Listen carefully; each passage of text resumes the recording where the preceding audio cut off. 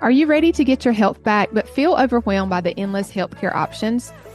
We believe God has called each of us to a specific assignment, and we want to make sure your body, mind, and heart are up for the task.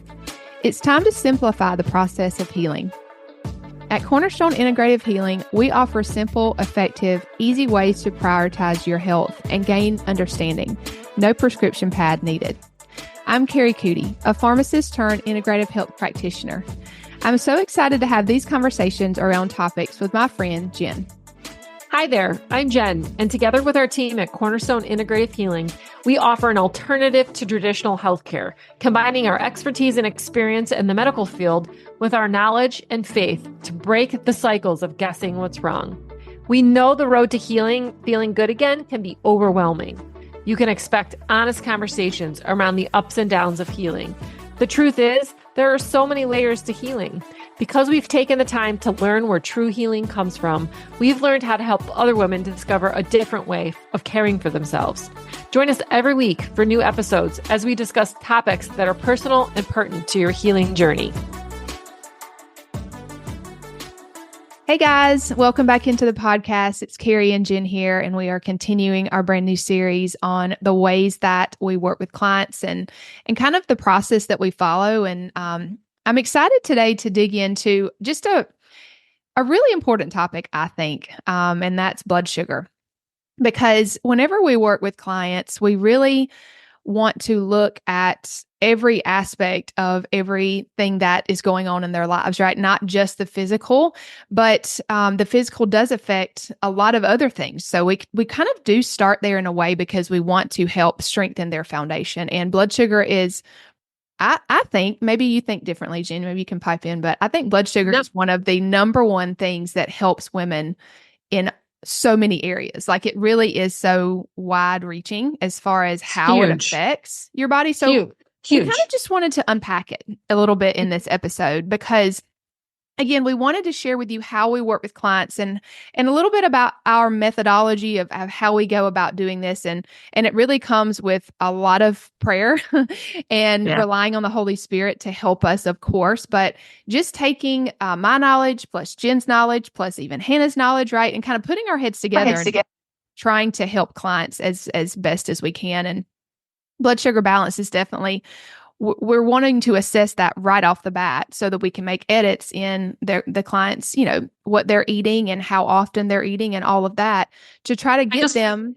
Oh, go ahead. I have to interrupt you because I feel like the Holy Spirit keeps saying, like, if you feel like you've heard an episode about blood sugar from us, stay tuned. Like, stay tuned. There's more. Like, don't tune out. I'm so sorry, Kari. No, please. I love Holy Spirit interruptions. Come on. If you got a sermon, you just go right ahead. But that does remind me, we did do an episode on blood sugar and how it might be linked to complaining, which is kind of an emotion organ connection. We did that back in episode 10 of this same season. So season 2, episode 10. So if you haven't listened to that episode, it would be a good one to listen to for sure. And this is a different episode, right? We are kind of talking about the same topic in a way, but in this episode, we really wanted to help you to maybe just see the bigger picture of how blood sugar does affect so many areas of your health. Yes. Yeah. So it really is like I'm thinking Cornerstone, like Cornerstone just popped in my head. Like, it is a cornerstone. That's true. Of your health. And, what we tell clients is you cannot heal. I mean, we can give you all the supplements in the world, but if you do not manage your blood sugar, you can't heal because it's foundationally important because it's how we get out of the way of stress. And we have this ancient brain operating, and survival is its number one task. And so in order to survive, you need to have blood sugar. So that's why it's foundational. So just how it works in the body basically is, when you eat a meal with carbohydrates, basically your blood glucose increase. Or when you're stressed, your blood glucose levels rise. So you release stored glucose from your liver, which is called glycogen. And that will raise blood sugar. So that's why sometimes when you're fasting, like a lot of people, women will wake up and they'll say, but my fasting blood glucose is so high. And that's because your liver's doing basically, your stress, and it's doing what it should be doing, which is raise your blood sugar. Mm-hmm. So what happens is when the blood sugar rises, the cells in the pancreas release insulin, right? Because that helps the body get the glucose into the cell. And then that will help bring your blood sugar down, of course, your blood sugar, and normalize that. So when it's too low, the liver is able to turn this stored glucose into glycogen for whenever you need it. Okay. So when it's too low, the pancreas releases glycogen to raise blood glucose levels. Yeah. So when it's too high, the pancreas secretes more insulin, lowering levels. So I just want to stop and talk about like diabetes for 1 second. So most people think you don't have enough insulin when you're diabetic, which could be true. For type 1, that's absolutely the case. The pancreas isn't releasing insulin. For type 2 diabetes, it's the sensitivity of the receptor site, the insulin receptors, that are the issue. So basically, there's been so much insulin over time that the body's like, dude, there's way too much insulin. We need to tone down the ability to use insulin, basically. And so the receptivity of that insulin receptor becomes less sensitive. And that's what a lot of the diabetic drugs do, is they help sensitize those insulin receptors again. So also, when your blood sugar is too high, the liver signals the body to remove more glucose from circulation, of course, to help manage the blood sugar a little bit.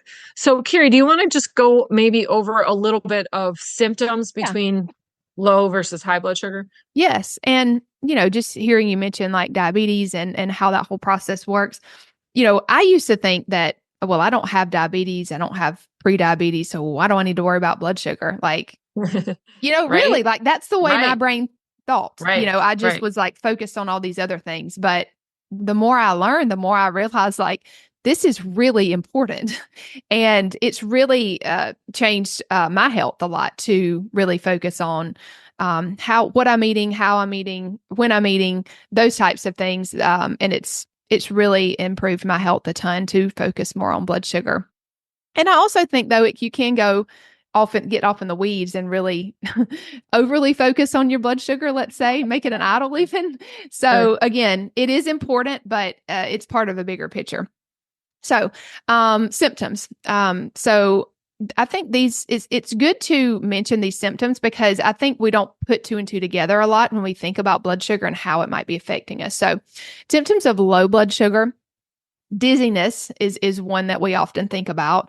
Brain fog is one that we don't often think about. But I can't tell you how many women are like, I cannot think straight. I can't remember things. I feel fuzzy. That is a symptom of low blood sugar. Cold hands and feet is another. Rapid heartbeat is, which might kind of fit in the realm of anxiety type symptoms. Mm-hmm. Just overall weakness, not really having energy to kind of do the day-to-day tasks. Even tingling, like in your tongue, your lips, arms, legs, that can definitely be associated with low blood sugar. Hunger alongside nausea. So I would even say like hangry, you can't go too long without eating. Confusion or difficulty concentrating, that would fit in the brain fog category. And then just being irritable. How many of us have been irritable? Yeah. So that's low blood sugar. High blood sugar how about this one for a popular subject? Unexplained weight loss or mainly weight gain is what we hear, right? I just can't lose weight. Things that I was doing before aren't really working now. That definitely is a sign that your blood sugar is unstable. You can't heal very well. Slow healing. So we're going to talk about why that might be. Itchy skin can even be a symptom of high blood sugar. Increased likelihood of infections. Maybe you get sick quite often, or again, you can't heal very well. Headaches, fatigue, blurred vision, and then even GI issues can come with high blood sugar. So that's just kind of a list for you. So some of those may resonate, some not, but I think more than even this can be definitely associated with blood sugar. But let's talk a little bit, Jen, about like why this matters in the main things that we see a lot with clients. Sure. So obviously we see a lot of women and a lot of them come in for weight gain. A lot of them come in for hormones. And so the first thing, mood is another big one, that people come in. Sleep. Women can't sleep. Their sleep's interrupted. They have problems falling asleep. They have problems staying asleep.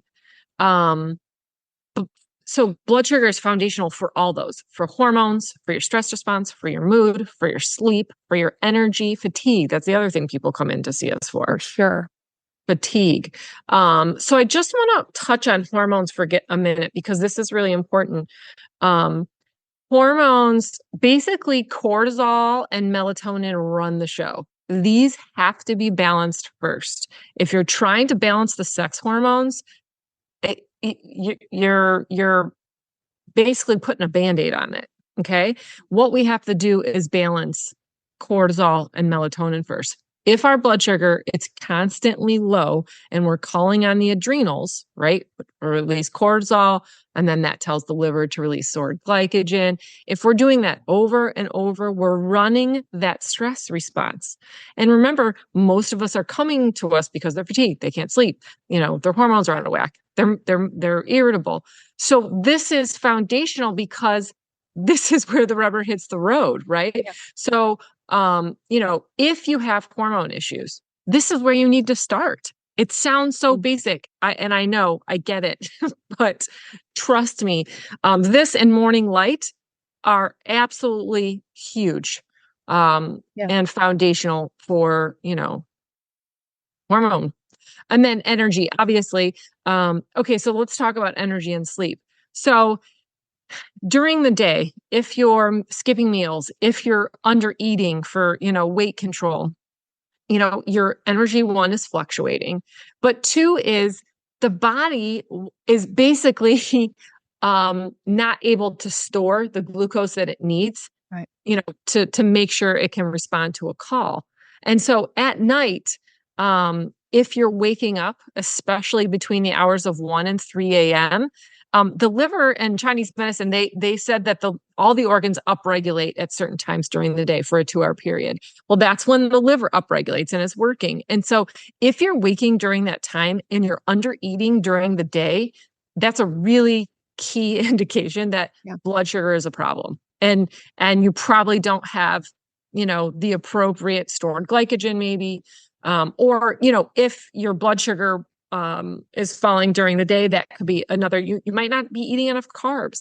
There's lots of things. I won't go down that rabbit hole right now, and then energy, obviously that's the big thing. Sometimes I don't even notice I'm not hungry, but I feel weak, and that triggers my brain to go eat. Mm-hmm. Right. Yeah. And then I start eating and I'm like, oh my gosh, I'm starving. Right. Well, because if you need energy, your stress hormones, if you don't have food, if you need energy and your blood sugar's dropping and right, your body's asking you to go eat and you don't eat, then your stress hormones have to kick in for that energy boost.